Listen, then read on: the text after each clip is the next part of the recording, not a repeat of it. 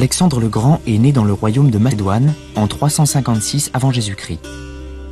Situé en Grèce du Nord, la capitale dynastique de ce royaume se nommait Égée, sur la commune actuelle de Vergina.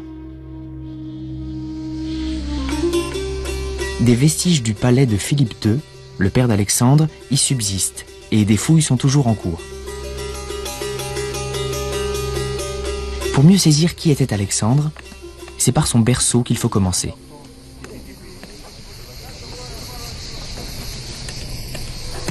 Εδώ είναι το παλάτι του Φιλίππου στις Αιγές, το οποίο ξεκινάει να χτίζεται το 350 περίπου, δηλαδή με το που εδραιώνεται ο Φίλιππος στην εξουσία, 350 π.Χ.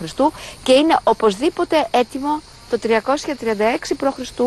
όταν ο Φίλιππος γιορτάζει εδώ στις Αιγές την μεγάλη γιορτή που δείχνει την πατοδυναμία του, όχι πια σαν βασιλιάς των Μακεδόνων, αλλά σαν ηγεμόνας όλων των Ελλήνων. Sur l'emplacement même du palais, les excavations actuelles révèlent des innovations architecturales liées au pouvoir.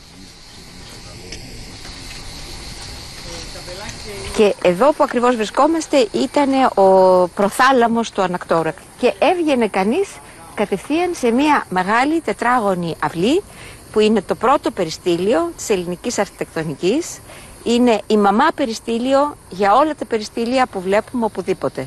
Μια πάρα πολύ αγαπητή και συνηθισμένη αρχιτεκτονική μορφή που γεννήθηκε εδώ. Αυτό είναι ένα τετράγωνο, είχε 60 κολόνες γύρω-γύρω.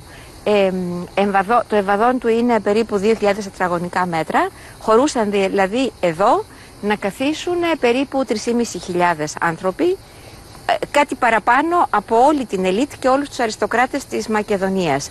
Εδώ αποφάσιζαν για τις τύχες του βασιλείου της Μακεδονίας, της Ελλάδας και εν τέλει όταν ο Αλέξανδρος ξεκίνησε την εκστρατεία του κόσμου.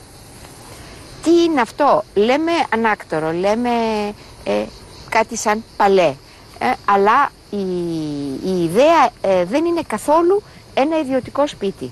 Εδώ η ιδιωτικότητα δεν έχει θέση. Δηλαδή οι γυναίκες του Φιλίππου, τα παιδιά του δεν κατοικούσαν εδώ, δεν γεννούσαν, δεν είναι η έννοια του οικού, η έννοια του μεζόν, είναι η έννοια ενός απολύτως δημόσιου κτηρίου.